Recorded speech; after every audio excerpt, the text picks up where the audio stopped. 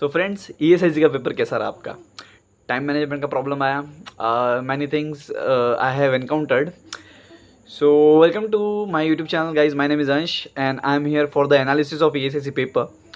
देखो, बातें वैसे करने को तो बहुत सारी है, पर मैं सीक्वेंस वाइज जाऊँगा. मेरा एक्सपीरियंस कैसे रहा, पेपर का लेवल कैसे था, और उसके बाद कट ऑफ कितना होगा, उसके बाद रिजल्ट डेट कब तक आएगा. Before I start the video I would like to tell you that मैंने अपने कम्युनिटी पोस्ट में आपको बताया था, और जो प्रीवियस मैंने वीडियो पोस्ट किया था ईएसआईसी से रिलेटेड, उसमें मैंने आपको बोला था कि प्रॉब्लम आपको आएगा टाइम मैनेजमेंट का, डेफिनेटली आएगा. बिकॉज ऑफलाइन पेपर में होता ही है. ये तब की बात आ गई थी याद मुझे, जब मैंने नीट का पेपर दिया था. गोले भरते रहो, बिकॉज उसमें टाइम इतना कंज्यूम हो जाता है कि कंप्लीट क्वेश्चन देखने के लिए टाइम नहीं बच पाता. तो तुम अटेम्प्टिंग ही तुम्हारा प्रॉब्लम में चला जाता है, बिकॉज तुमको कंप्लीट क्वेश्चन देखने के लिए मिलता ही नहीं है. आई ऑल्सो सेड दैट कि मेरा एडवाइस है, वॉच पहन कर जाओ ताकि तुम्हारा टाइम मैनेज हो सके, ताकि अगर कुछ प्रॉब्लम आ रही है, कुछ ज़्यादा हो रहा है. हमेशा ऐसा नहीं हो सकता ना कि इन्विजिलेटर तुमको हर समय बताए कि 1 घंटा बाकी है, 1.5 घंटा बाकी है, आधा घंटा बाकी है. So let's start the video and the first thing is my experience. देखो, तो अगर मैं नॉर्सेट से कंपेयर करूँ ईएसआईसी को, तो जो मैनेजमेंट था वो उतना प्रॉपर नहीं था. आई एम एक्सट्रीमली सॉरी अगर किसी भी रूप से तुमको बुरा लग रहा है तो इस चीज़ को सुन के, पर एम्स का लेवल थोड़ा सा हाई है ऐसा मुझे लगा. सेकंड चीज़, जो प्रोसेस होती है चेकिंग वगैरह की, वो उतना ज़्यादा कुछ हाई लेवल की थी नहीं. अब मैं जिस तरीके से मेरे साथ हुआ, मैं मान के चलता हूँ एवरेज और ज़्यादातर लोगों के साथ ही वैसा हुआ होगा. वेन्यू पे रीच करने के लिए था तो टाइम नहीं लगा, क्योंकि वेन्यू बहुत सारे थे, सब मेन सिटी में थे. और last thing which I don't want to exactly tell you, but every time this happens to me. I don't sit with girls, I always sit with boys. I don't know why. तो इस बार भी आगे मेरा लड़का था. Even though in my नॉर्सेट examination I don't sit with girls, I don't know what God wants from me. आगे भी बंदा था, और पीछे जिस तरीके से अभी दीवार है ना, उसी तरीके से इस बार भी दीवार थी. Because it was my last bench, मेरा लास्ट बेंच था. लास्ट बेंच तो चाहिए नहीं था, पर कोई बात नहीं, ठीक है. तो इस तरीके से मेरा वहाँ पे एक्सपीरियंस रहा. सेकेंड थिंग, एनवायरमेंट का रिलेटेड का मतलब मैं आपको बताऊँगा. स्टूडेंट्स जो मैं चाहता था, मुझे ऐसा लग रहा था कि मुझे बहुत सारे मेरे पहचान वाले मिलेंगे, पर ऐसा हुआ नहीं. 1-2 लोगों को छोड़ के ज़्यादा लोग पहचान वाले मिले नहीं मुझे. शायद ज़्यादातर लोग नॉर्सेट पे प्रिपेयर कर रहे हैं, या फिर आई don't know what is going on, but ज़्यादा लोग मुझे मेरे पहचान वाले मिले नहीं. दूसरी चीज़, मैं ज़्यादातर लोगों के हाथ देख रहा था ये देखने के लिए कि कितने लोग चतुर है, कितने लोगों ने टाइम मैनेजमेंट के लिए वॉच पहन के आए हैं. तो 1-2 लोगों को छोड़ के ज़्यादातर लोग वॉच पहन के नहीं थे. एट द एंड हुआ ऐसा, जो मेरा बाजू वाला बेंच था उस पर तो लड़का ही था, आपको तो ऑलरेडी पता है. तो लड़का था, उसने बोला भाई मेरे पास वॉच नहीं है, तो उसने बोला मुझे कि बीच में रख वॉच, ताकि हम आप और मैं दोनों शेयर कर पाए. तो मैंने बीच में रखा मेरी वॉच, और कभी वो दिखता था तो हम दोनों आपस में एक वॉच शेयर कर लिए थे. Many people also said that कि एक वॉल पर वॉच होनी चाहिए थी, या इन्विजिलेटर ने प्रॉपर तरीके से बताना चाहिए था कि क्या टाइमिंग है. तो मैं उनको ये बोलता हूँ कि इंस्ट्रक्शन जाके पढ़ो, वहाँ पर अच्छे से लिखा हुआ है कि आप वॉच पहनकर आ सकते हो. दूसरी चीज़, वहाँ पर ये भी लिखा हुआ था कि आपके बैग और आपके वैल्यूएबल्स रखने के लिए हमारे पास कोई जगह नहीं है, आप अपनी रिस्पॉन्सिबिलिटी पे लाइए. तो ये इंस्ट्रक्शन आप पढ़ के जाया करो. I am requesting you, next time अगर कोई एग्जाम होता है तो please read instruction first and read instructions very carefully. And now the most important thing and the most important aspect of this video, the level of paper. देखो, हो सकता है कि कॉन्ट्रोवर्शियल हो ये चीज़ जो मैं बोलने जा रहा हूँ, but this is the truth only. Paper का लेवल मॉडरेटली ईजी था, ठीक है. मैं ऐसा नहीं बोलूँगा बहुत हार्ड था, मैं ऐसा नहीं बोलूँगा बहुत ईजी था, मॉडरेटली ईजी था, ठीक है, इन द सेंस. और दूसरी चीज़, पेपर लेंदी था. अब कई लोग इसी लेंदी होने की वजह से पेपर को हार्ड कह रहे हैं. तो पेपर हार्ड नहीं था, पेपर लेंदी था, और इसी चीज़ की वजह से क्या नहीं हो पाया, आपका टाइम मैनेजमेंट नहीं हो पाया. एग्जाम्पल के तौर पे 150 क्वेश्चन थे, मुझे आइडिया नहीं था इस चीज़ के बारे में, मैंने 100 क्वेश्चन बता के रखा था कई लोगों को, बट आ गए 150 क्वेश्चन. अब 150 क्वेश्चन 2 आवर्स में करना है आपको. मैं बता रहा हूँ ना, कई सारे लोग तो 150 क्वेश्चन तक पहुँच भी नहीं पाए. अटेम्प्टिंग तो छोड़ो, कई लोग 150 क्वेश्चन तक पहुँच भी नहीं पाए. उन्होंने लास्ट 130 पर ही अटक गए, और 130 में भी उन्होंने कई सारे क्वेश्चन को स्किप किए होंगे. तो एट द एंड मैं यही बोलूँगा कि पेपर का कट ऑफ, पेपर का लेवल जो था वो ईजी तो था, मॉडरेटली ईजी तो था, पर ईजी रहने के बावजूद भी हो सकता है कि कट ऑफ उतना ज़्यादा हाई ना जाए, क्योंकि कई सारे लोगों का पेपर बिगड़ा हुआ है। अब मैंने जितने मैक्सिमम लोगों से बात किया उन सारे लोगों का यही आंसर था कि मेरा पेपर उतना अच्छा तरीके से नहीं गया है, या मेरा पेपर उतना प्रॉपर तरीके से जिस मैनर में जाना चाहिए उस मैनर में नहीं गया है, मतलब पेपर बिगड़ा है, मतलब उनका स्कोर कम आएगा। अगर उनका स्कोर कम आएगा मैक्सिमम लोगों का कम आएगा। अभी अगर मैं आपकी कमेंट देखता हूँ, आप कमेंट में बताते हैं कि आपका पेपर कैसा गया, उस चीज़ से भी मैं डिसाइड कर सकता हूँ कि कट ऑफ कितना जाना चाहिए। तो एग्जैक्टली अभी नहीं बता सकता मैं। अगर आपको कोई दूसरे कोचिंग इंस्टीट्यूट या कोई दूसरे यूट्यूबर बता रहे तो टेंटेटिव लेना, उसको एग्जैक्टली ट्रू नहीं मान के लेना। जैसे ही बाहर आया तो एक मेरा पहचान का बंदा मिला, कहता है कि यार पेपर बहुत हार्ड था सर। मैंने बोला तूने पढ़ाई किया क्या? तो उसने बोला नहीं। तो मतलब पढ़ाई ना करने वाले को पेपर हमेशा हार्ड लगेगा, पढ़ाई करने वाले को पेपर हमेशा ईजी लगेगा।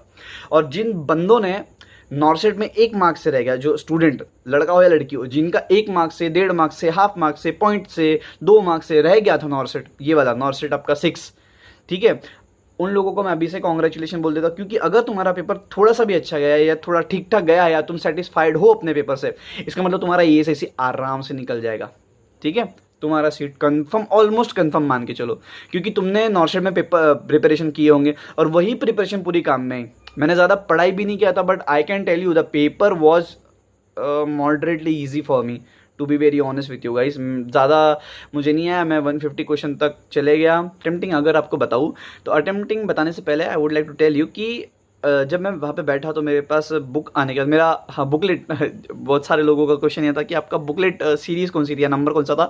सो इट वॉज B, ठीक है। सो B मिला था मुझे, तो आई होप अगर आप में से किसी को मिला होगा तो हाँ, अपन सेम है। सो आया पेपर मेरे पास और फिर मैं धड़ाधड़ चालू हो गया। मैं तुमको बता रहा हूँ 3:15 बजे तक, because I was having a watch, तो 3:15 बजे तक मैंने एक भी क्वेश्चन को सर्कल नहीं किया था। मेरा ऐसा था कि 3 बजे तक या 3:15 बजे तक, 3:15 तक मैंने पूरे क्वेश्चन देखने हैं। मैंने कम से कम 150 क्वेश्चन पूरे देख लेने हैं एक बार और क्वेश्चन बुकलेट पे टिक करना है। उसके बाद 150 क्वेश्चन तक जितने भी क्वेश्चन हो जाएंगे उन सारों को सर्कल करना है। अब 3:15 तक मेरा हो गया, पर 3:15 तक मैं सिर्फ 130 क्वेश्चन तक ही पहुंच पाया, और 3:15 बजे के बाद 3:45 बजे तक, मतलब आधा घंटा मुझे 130 क्वेश्चन तक, जिसमें मैंने कुछ स्किप किया था, उसमें मैंने सर्कल करने में ही समय लग गया। सर्कल करने में मुझे बहुत समय लगा, आई डोंट नो व्हाई, क्योंकि डर भी लग रहा था कि बाहर ना हो जाए।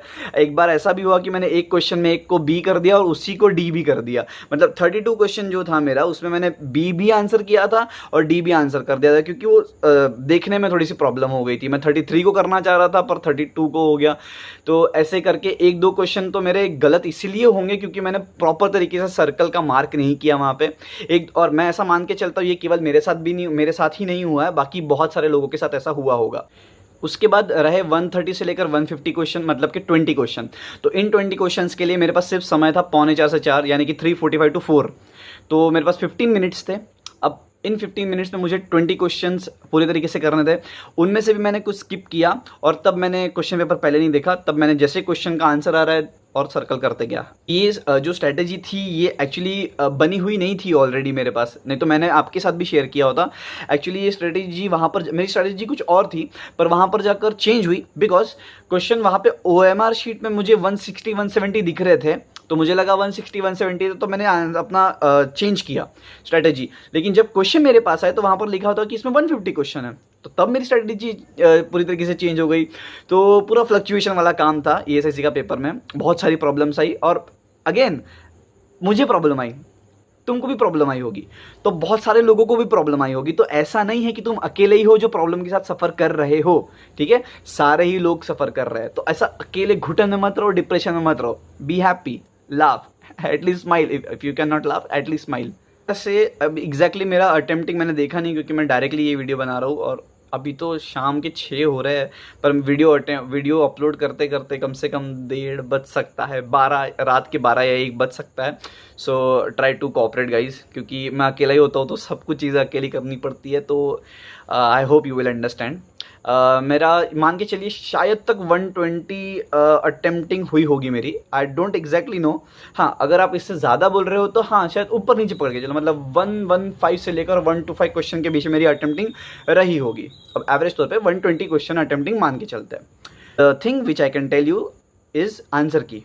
मैं आंसर की बताऊँगा नहीं, आंसर की के बारे में बताऊंगा। अब कई सारे यूट्यूब चैनल्स पे, कई सारे टेलीग्राम के चैनल्स पे और कई सारे कोचिंग क्लासेस वाले अपने तरफ से आंसर प्रोवाइड कर रहे हैं, so that is good for them, but necessary नहीं है कि उनके आंसर्स सारे के सारे सही हो। सो दैट्स वाई जब कभी भी कोई भी हो, नॉर्सेट हो या मैंने जो भी अभी तक जितने भी एग्ज़ाम दिया हो, 6-7 एग्ज़ाम मैंने अभी तक दे चुका हूँ, और उनमें जितने भी आंसर कीज़ आए हैं मैंने एक भी नहीं देखा, बिकॉज आंसर की देखने से कुछ मतलब नहीं है। डायरेक्टली मैं देखता हूँ रिजल्ट, और रिजल्ट ही बताता है जो भी है, ठीक है। तो ESIC का भी मैं रिजल्ट ही देखूंगा डायरेक्ट। सो इसी के थ्रू मैं आपको बताता हूँ कि रिजल्ट डे कब आ सकता है।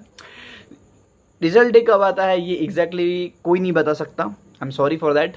नेक्स्ट थिंग, अगर हम थोड़ा एनालिसिस करके अगर बात करें तो मैं ये कह सकता हूँ कि जो रिज़ल्ट है वो थोड़ा डिले हो सकता है। डिले इन द सेंस नॉर्सेट जैसा फास्ट काम नहीं है इनका, क्योंकि जब फॉर्म भरना था, उसके बाद जो डिटेलिंग डालना था, उसके बाद बाकी जो प्रोसेस हुई उसके थ्रू, और जिस तरीके से एग्ज़ाम इनका कंडक्ट हुआ उसके थ्रू, मुझे लगता है कि 1 से 2 महीना लग सकता है रिजल्ट के लिए। So if you are thinking that you are in July now, so expect your result in June, July, August, सितंबर तक आप रिजल्ट एक्सपेक्ट कर सकते हैं। एंड नेक्स्ट थिंग, रिजल्ट तब आएगा जब आप नॉर्सेट के लिए प्रिपेयर कर रहे होंगे, जब एम्स का हाथ में आपका टारगेट या फिर कोई बुक होगा या कोई कोचिंग क्लास कर रहे होंगे या कोई लेक्चर देख रहे होंगे, कोई टेस्ट दे रहे होंगे, तब एकदम से ESIC का रिजल्ट आएगा, हर जगह पे फैल जाएगा और आप सारे काम धंधे छोड़ के ESIC का रिजल्ट देखने के लिए जाओगे। एंड अगेन जो भी रिजल्ट होता है, इवन बैड और गुड और doesn't matter what my result is there, I will tell you guys. This is the end of video. बाकी तो अगेन आपके पास फ़ोन है, you have recharge in your phone, you have fingers, आपके पास उंगलियां है तो चलाओ उंगलियां। And comment section is open for you guys, comment करो, जितना हो सकता है उतना कमेंट करो, उतने डाउट्स पूछो, and you already know that I reply to everyone. तो अब जब ESIC का पेपर हो गया तो उसे हटाओ और नॉर्सेट के लिए प्रिपरेशन करना चालू कर दो। आप ये सोच रहे होंगे अभी ESIC का पेपर देख के आया है, आज थोड़ा सा रेस्ट कर लेता हूँ, कल थोड़ा सा रेस्ट करता हूँ, परसों से पढ़ूंगा, ऐसा वैसा। यही तो बेवकूफ़ी कर रहे हो, क्योंकि जो बंदा आज से पढ़ना चालू कर दिया है वो तुमसे एक कदम आगे ऑलरेडी निकल चुका है। तो किसी को भी अपने से एक कदम आगे निकलने मत दो, खुद 2 कदम आगे रहो लोगों से। Start preparation from today. अभी तुम वीडियो देख रहे हो और अभी तुम सो रहे हो या फिर अभी whatever you are doing, so don't depend on tomorrow, start your preparation right here right now, okay. So you will crack the exam, ठीक है। तब तक के लिए बाय गाइस, ध्यान रखिए, थैंक यू सो मच।